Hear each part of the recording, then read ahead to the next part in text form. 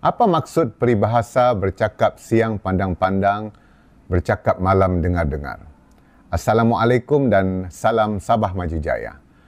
Pilihan Raya Negeri Sabah pada kali ini masih diwarnai oleh watak-watak sedia ada.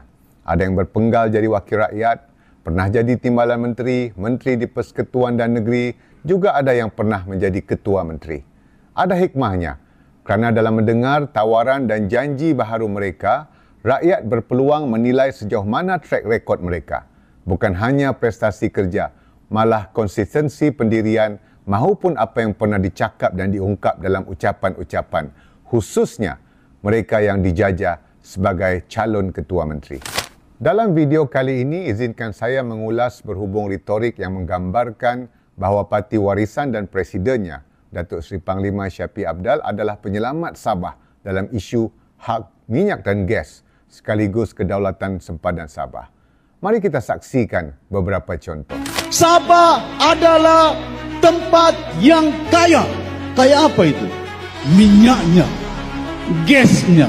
Besok kita pastikan supaya manfaat hasil-hasil bumi Sabah ini akan dapat dimanfaatkan oleh rakyat Sabah. Jun 2024, dia janji hasil Sabah akan dimanfaatkan oleh rakyat Sabah. Soalan. Saya minta soalan dia, firmness dari segi dasar kita. Kita tidak boleh. Sama ada kerajaan negeri mempunyai dasar yang jelas. Minyak, gas, resources yang ada. Kedua, Julai 2025, beliau mempersoalkan kerajaan negeri perlu ada ketegasan polisi berhubung pengurusan resources, minyak dan gas. Cuma saya ingin nyatakan di sini segi perlembagaan dia. Apa juga tindakan sempadan artikel 2 Perlembagaan Malaysia tidak boleh berubah tanpa ada persetujuan Dewan Undangan Negeri Sabah. Kita dengar beliau tegas membangkitkan hak negeri dalam isu persempadanan. Memang sedap lantunan retorik, amat meyakinkan. Tapi itu ucapan-ucapan yang dibuat ketika tidak memegang kuasa. Boleh cakap apa sahaja. Tapi cuba kita nilai apa yang dibuat bila mana berada dalam koridor kuasa. Bila bercakap tentang hak minyak dan gas dan isu sempadan maritim, kita selalunya hanya tertumpu kepada Akta Kemajuan Petroleum, PDA 1974. Namun sebahagian besar terlupa dengan satu lagi undang-undang yang juga penting, iaitu Akta Laut Wilayah atau Territorial Sea Act, TSA 2012. Apa itu TSA 2012? Akta Laut Wilayah telah digubal untuk menggantikan Ordinan Darurat Kuasa-Kuasa Perlu nombor 7/1969 yang telah terhenti berkuat kuasa apabila Proklamasi Darurat 1969 diungkaikan di Parlimen pada Disember 2011. Antara intipati utama Akta Laut Wilayah melalui Seksyen 3/3 adalah penetapan had sempadan perairan Sabah kepada hanya sehingga jarak 3 batu nautika, iaitu 5.5 km dari garis air surut. Ini secara langsung telah mengubah persempadanan negeri. Ini juga sekaligus memberi kesan kepada hak dan kedaulatan negeri berkaitan khazanah, minyak dan gas. Akta ini telah digubal secara tergesa-gesa untuk menggantikan ordinan darurat yang saya sebutkan tadi. Ia telah diluluskan di Parlimen pada bulan April 2012 dan seterusnya berkuat kuasa bermula 22 Jun 2012. Di mana warisan pada tahun 2012? Memang belum wujudlah. Tapi di mana Datuk Seri Panglima Shafie?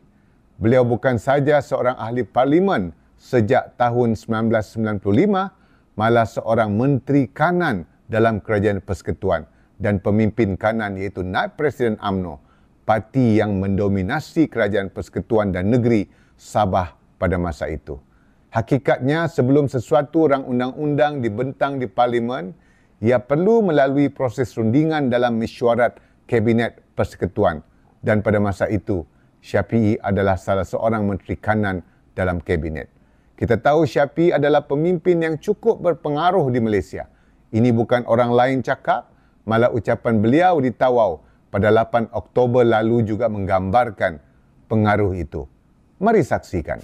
Saya tolong Mahathir 2 kali jadi Perdana Menteri. Saya tolong Anwar Ibrahim dulu di penjara, sekarang keluar penjara. Betul tak?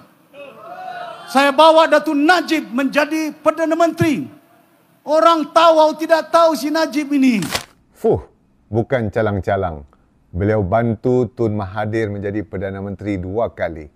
Saya ulang, katanya juga beliau angkat Datuk Seri Najib menjadi PM dari asalnya tidak dikenali oleh orang Tawau.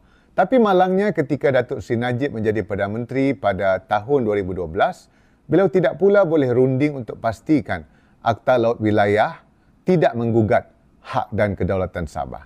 Atas kealpaan pemimpin Sabah di federal pada masa itu, hari ini Kerajaan Negeri Sabah terpaksa bertegas untuk terus mempertahankan integriti dan kedaulatan Sabah. Pendirian Kerajaan Negeri Sabah di bawah JRS jelas tidak mengiktiraf Akta Laut Wilayah 2012 yang menghadkan sempadan negeri Sabah kepada 3 batu nautika. Akta ini tidak pernah dirujuk dan mendapat persetujuan Dewan Undangan Negeri Sabah, bertentangan dengan kehendak perkara 2 Perlembagaan Persekutuan yang menyatakan bahawa undang-undang yang mengubah sempadan sesuatu negeri tidak boleh diluluskan tanpa persetujuan Dewan Undangan Negeri dan Majlis Raja-Raja. Realitinya, sempadan negeri Sabah adalah seperti termaktub dalam undang-undang sebelum kewujudan Malaysia di bawah North Borneo Alteration of Boundaries Order in Council 1954 yang masih berkuat kuasa dan tidak pernah dibatalkan. Pendirian ini juga telah dinyatakan secara tegas dalam Dewan Undangan Negeri Sabah. Sebagai perbandingan, saya kongsikan contoh yang berlaku di bawah pentadbiran Kerajaan Persekutuan dan Kerajaan Negeri hari ini. Apa dia? Penggubalan Akta CCUS 2025, iaitu Akta Pemerangkapan, Penggunaan dan Penyimpanan Karbon yang telah diluluskan di Dewan Rakyat pada 6 Mac 2025 dan Dewan Negara pada 25 Mac 2025. Pada peringkat awal, perancangan pemakaian RUU CCUS adalah untuk seluruh Malaysia. Namun Kabinet Persekutuan bersetuju supaya RUU tersebut dipindah kepada pemakaian hanya untuk Semenanjung Malaysia dan Labuan setelah mendengar pandangan Kerajaan Negeri Sabah yang diterajui JRS dan PH dan Kerajaan Negeri Sarawak yang diterajui GPS. Perkara ini juga berlaku disebabkan Kerajaan Persekutuan diketuai oleh seorang Perdana Menteri yang amat komited berpegang kepada pengiktirafan kedudukan khas Sabah dan Sarawak sebagaimana yang terkandung dalam Perlembagaan Persekutuan dan Perjanjian Malaysia 1963. Sebagai ahli Jemaah Menteri, saya juga menyuarakan pendirian yang sama sejajar dengan pendirian Kerajaan Negeri dalam mesyuarat Kabinet. Akhir sekali, persoalannya berbeza dengan kelantangan cakap-cakap beliau mutakhir ini. Cuma saya ingin nyatakan di sini segi perlembagaan dia. Apa juga tindakan sempadan artikel 2 Perlembagaan Malaysia tidak boleh berubah tanpa ada persetujuan Dewan Undangan Negeri Sabah. Mengapakah Datuk Seri Panglima Syafiee gagal mempertahankan hak dan kepentingan Sabah dalam isu penggubalan Akta Laut Wilayah pada tahun 2012 ketika beliau menjadi Menteri Persekutuan? Inilah contoh apa yang dimaksudkan dengan peribahasa cakap siang pandang-pandang, cakap malam dengar-dengar, cakap tidak serupa bikin. Dengan track record ini, adakah kita yakin warisan selamatkan Sabah atau kita selamatkan Sabah dari warisan? Inilah JRS. Kita jaga Sabah, rumah kita jaga. Sabah forward, Sabah prosper, Sabah